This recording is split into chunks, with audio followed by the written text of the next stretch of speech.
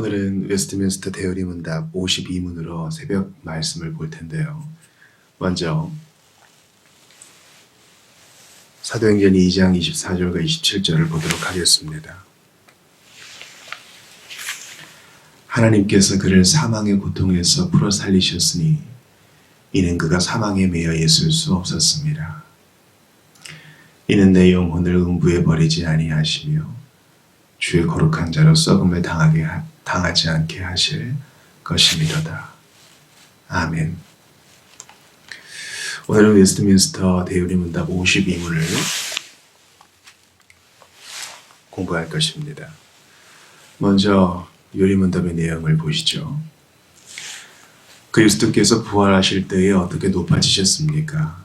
그리스도께서 부활하실 때에 높아지심은 죽음에 매여 있을 수 없으시므로 죽음으로 썩음을 보지 않으시고 이 생명에 속한 죽을 가능성이나 그 밖의 일반적인 연약함을 제외하고 본질적인 속성을 그대로 지니고 있는 바로 그 고난당하신 몸이 그분의 영혼과 참으로 연합된 채로 자기의 능력으로 사흘날에 죽은 자들로부터 다시 살아나셔서 하나님의 아들로 인정되시고 하나님의 의를 만족시키셨으며 사망과 사망 권세를 가진 마귀를 물리치시고 살아있는 자들과 죽은 자들의 주가 되신 것입니다. 그분은 이 모든 일을 공인, 즉 그의 교회의 머리로서 행하셨으니 이는 그들을 의롭다 하시고 은혜로 살리시고 그들을 도와 원수들을 물리치시고 그들로 하여금 마지막 날에 죽은 자들 가운데서 부활할 것을 확신하게 하시려는 것입니다. 아멘.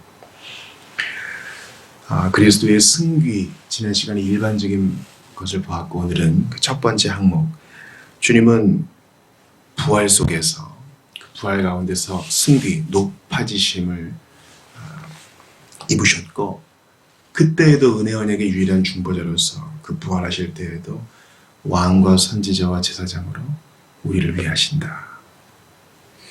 먼저 그리스도의 육신은 무덤에 계실 동안 썩지 않았다는 것을 사도행전 2장 24, 27절을 통해 우리가 아까 보았습니다. 거룩한 자로 썩음을 당하게 하지 않으셨습니다.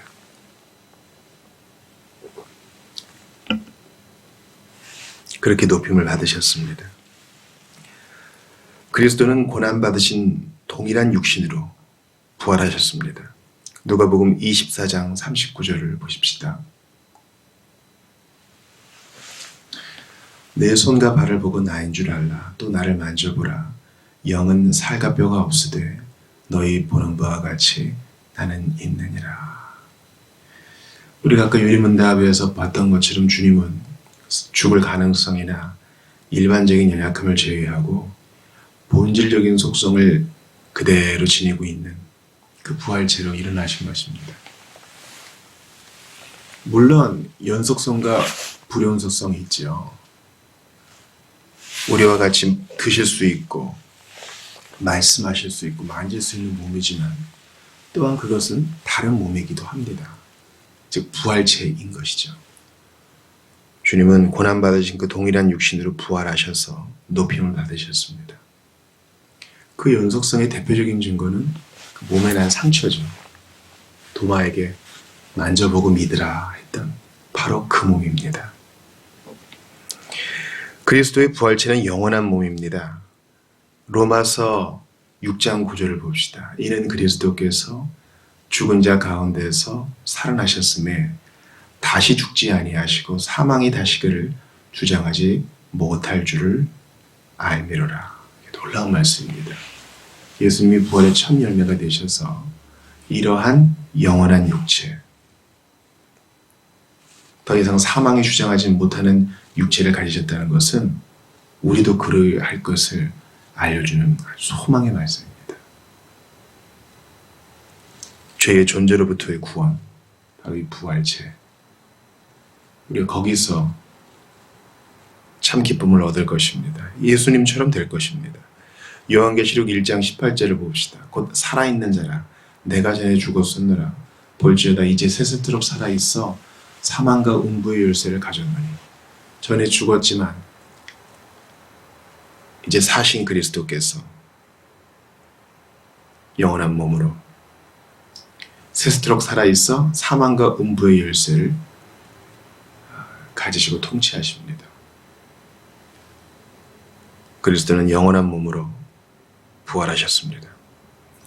또한 그리스도는 당신의 권세로 부활하셨습니다. 요한복음 10장 18절을 봅시다.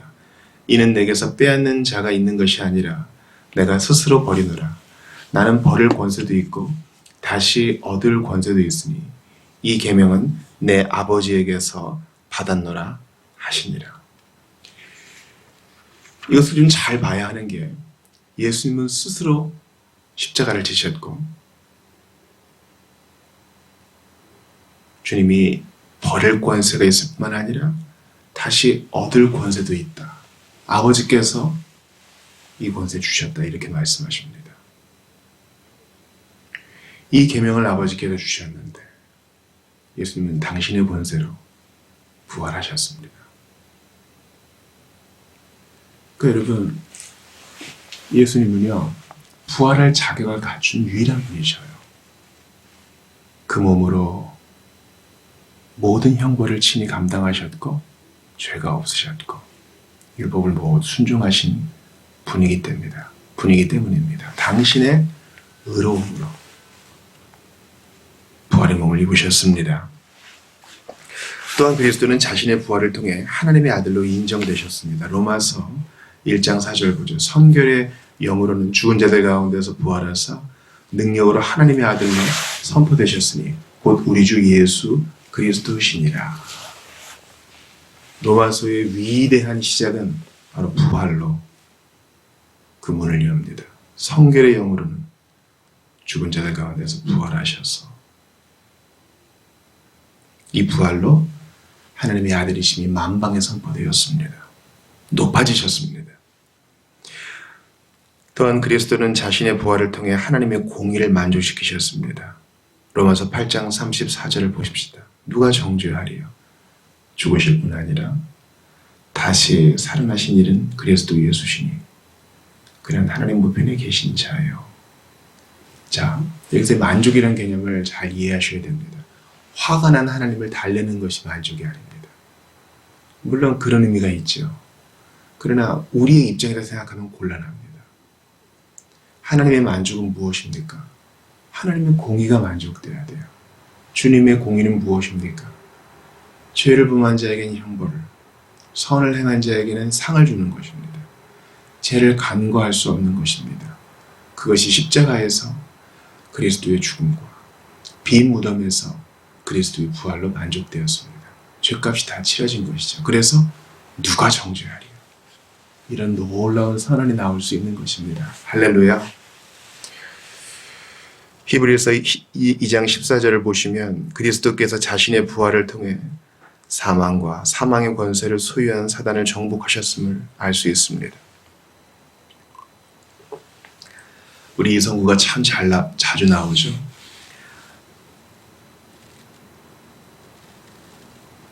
자네들은 혈과 육에 속하였으며 그도 또한 같은 모양으로 혈과 육을 함께 지니심은 죽음을 통하여 죽음의 세력을 잡은 자 곧 마귀를 멸하시며 몸으로 죽임을 당하시고 몸으로 부활하셔서 마귀를 멸하셨다는 것입니다. 그리스도는 자신의 부활을 통해 죽은 자와 산 자의 주가 되셨습니다. 죽음과 부활 이전에도 그러셨거든요. 그러나 이 죽음과 부활을 통해 더욱 분명히 선언되셨습니다. 로마서 14장 9절을 봅시다. 이를 위하여 그리스도께서 죽었다가 다시 살아나셨으니 곧 죽은 자와 산 자의 주가 되려 하시니라. 여러분, 이 말씀을 마음에 새기세요. 그리스도의 죽음과 부활은 바로 죽은 자와 산 자의 주가 되려 하심입니다. 그래서 죽으시고 부활하신 주님께서 마지막 날 재림하실 때 죽은 자와 산 자를 모두 그 앞에 세우시고 도열케 하셔서 심판하실 것입니다. 자격을 갖추신 온 우주의 주인으로 선포되신 그분께서 말입니다. 그날의 부끄러움 묻도록 바로 오늘 지금 믿고 의지하시기를 바랍니다.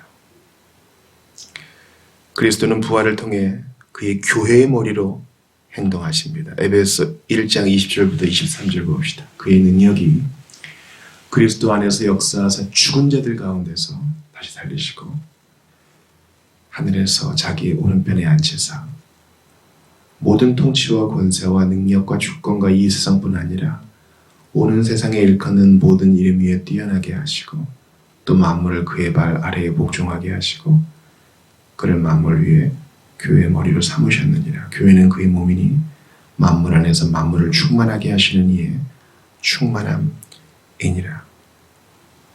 자, 이 예수님께서 교회의 교회의 머리시고 교회는 그의 몸이다 라는 것이 언제 기술되고 있어요? 바로 그의 부활 이후에. 방금 읽었던 에베소 1장 20절 보니까 그리스도 안에서 이 능력이 역사하사 죽은 자들 가운데 살리시고 또 이제 승천하셔서 보좌 우편에 앉히신 이후에 교회의 머리로 선언되셨습니다. 주님이 예수님을 만물 위의 교회의 머리로 삼으신 것입니다. 그러므로 예수님이 교회의 머리가 되시려면 반드시 죽음과 부활이 필요한 거예요. 그의 택자들을 위해 핏부림이 이루어져야 됐고 그의 택자들에게 소망을 주시기 위하여 그들을 의롭다 하시기 위하여 부활하신 이후에 교회의 머리로 선포되신 겁니다. 골로새서 1장 18절도 같은 내용을 얘기합니다. 그는 몸인 교회의 머리시라. 그가 근본이시오 죽은 자들 가운데서 먼저 나신 이시니 이는 친히 만물의 으뜸이 되려 하시며. 그러므로 예수님은 교회의 주님이시잖아요. 교회의 주님이신 예수께서 죽으시고 부활하셔서 그렇게 교회의 머리가 되신 겁니다. 그러니까 예수님의 죽으심과 부활은 교회를 위한 거예요. 택자들을 위한 거예요. 그를 자신의 것으로 삼으시고 그들을 위하여 그들의 머리가 되시기 위하여 죽으시고 부활한 것입니다. 그러니까 은혜 언약의 중보자는 우리를 위해 그렇게 하신 거죠. 그렇게 할 의무가 없으셨지만 그리스도는 그의 백성의 대적을 정복하기 위해 죽은 자 가운데서 부활하셨습니다. 고린도전서 15장 25, 27절을 보십시다. 그가 모든 원수를 그 발 아래에 둘 때까지 반드시 왕노릇 하시리니 맨 나중에 멸망받을 원수는 사망이니라. 만물을 그의 발 아래에 두셨다 하셨으니 만물을 아래에 둔다 말씀하실 때에 만물을 그의 아래에 두시니가 그 중에 들지 아니한 것이 분명하도다.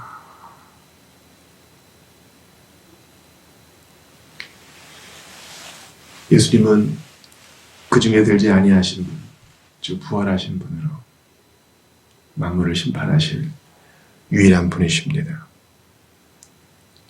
모든 원수를 그 발 아래에 둘 때까지, 이제 부활하신 주님은 마지막 재림의 때까지 마귀를 자신의 허용 안에 두시며 우리를 보존하시되 지금도 왕으로 다스리시며 우리를 보호하십니다. 고린도전서 15장 20절도 같은 얘기를 합니다. 그러나 이제 그리스도께서 죽은 자 가운데서 다시 살아나서 잠자는 자들의 첫 열매가 되셨도다.